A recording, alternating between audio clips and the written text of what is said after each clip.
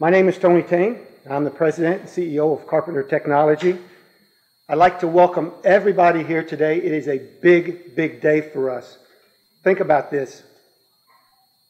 This summer, Carpenter will be 129 years young, and it all started right here in Reading. So here we are, fast forward 129 years, and the Reading facility is still a critical part of who Carpenter is today, and most importantly, who Carpenter is going to be in the future. Think about what we've done over the last 3 years. We rewrote our strategy to be a solutions provider.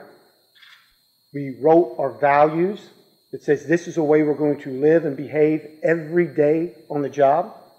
We've reduced our injury rate by 50% on our drive to a zero injury workplace, which is our ultimate goal. We've increased productivity in every one of our manufacturing locations over the last 3 years. We've gotten closer to the customer, and we've increased market share. And our R&D group is more focused than they have ever been. And think about this, over the last year, we've acquired 2 companies, Purus and CalRam, that are critical to one of our focus growth areas, additive manufacturing. And today, we take another big step towards another focus area for growth, soft magnetics. I can't tell you how happy and proud I am that today I will announce that we are going to invest $100 million in soft magnetic capabilities and a precision strip hot rolling mill in Reading, Pennsylvania.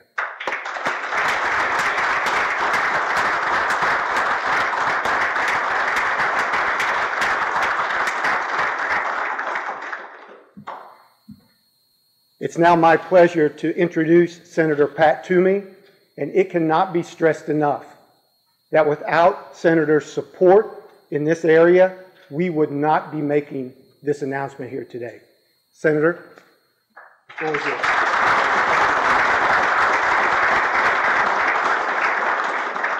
Thank you very much, Tony. Thank you so much for including me. This is really exciting for me because to have this great storied Pennsylvania company have an announcement like this, another $100 million investment that is going to play a huge role going forward in this company.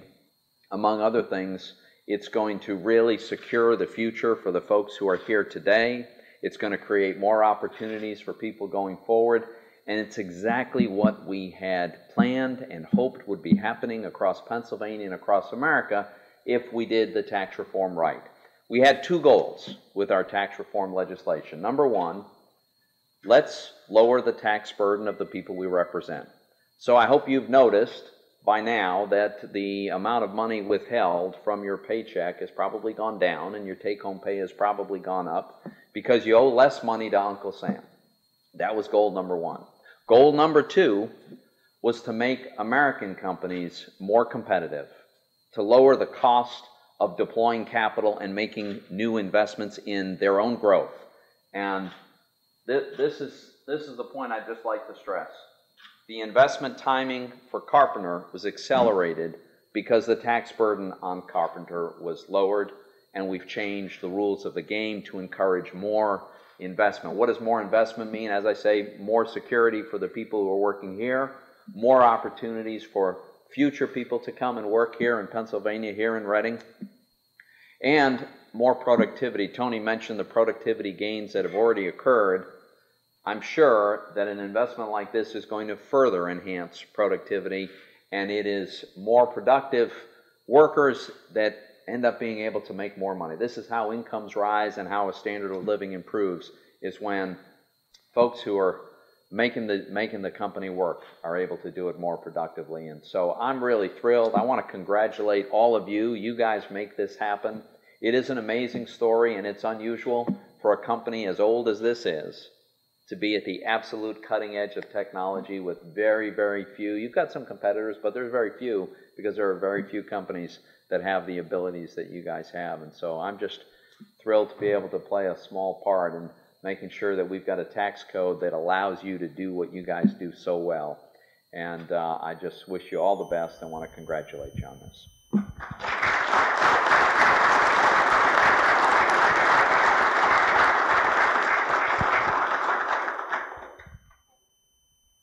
Are there any questions from the media? Yeah, thanks. I don't know if we're going to get this on the tour later, but how will this, are there specifics on how this investment will change what you do? Will it change, will it allow you to do something that you haven't done before, or to do what you always did better? All right, Jeff, thanks for the question. It's a very good one. This will do a couple of things. Number one, it will increase our capacity. So remember, in this area in soft magnetics, Carpenter is already one of the world's leaders, right? All the work we do on APU units with Aerospace. But this allows us to increase our capacity. It allows us to increase our capability. So thinner, wider, bigger coils allow us to compete. We won't have to do some of the outsourcing that we do today. So this will allow us to bring all of the outsourcing back into the company. So more capacity, better capabilities, and allows us to go after a market that we know is going to grow exponentially over the next 5 years, specifically in electric vehicles.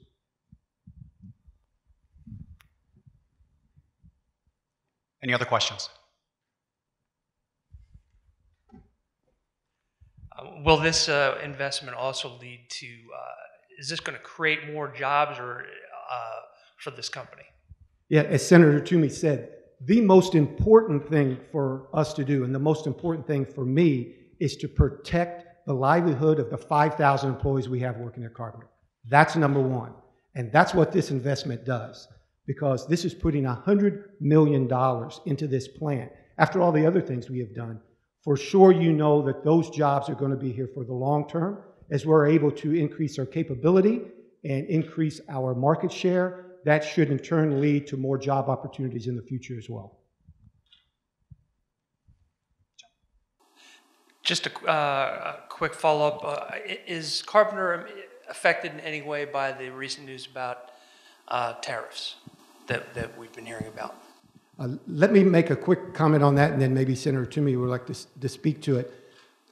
Carpenter operates at the very top 1% of the overall steel market. So from a macro level, of course, this impacts us as far as the entire economy. But for the specific products that we make, they are not inside of that, proposal. Well, I would just point out that we have more people in Pennsylvania and certainly across America who are employed in industries that use steel, that take steel and they fabricate things, they make things. Far more jobs depend on that sector than in the original production of steel in a mill. And so we should be very, very careful about raising taxes on the steel that comes into this country. We make about 80% of all the steel that we consume in the United States. And there's a lot of reasons why the other 20% is imported. I think we're better off not raising taxes on the 20%. And I was pleased that the administration has exempted from those taxes our closest allies, the Canadians, for instance, who happen to buy as much steel from us as they sell to us. We have pretty much equal amounts. Also, Mexico, the European Union, and hopefully soon South Korea and Japan. So hopefully we won't do much harm with that proposal. Okay, the media wants to join the floor. Can I take the floor to the Thank you very much. Thank you.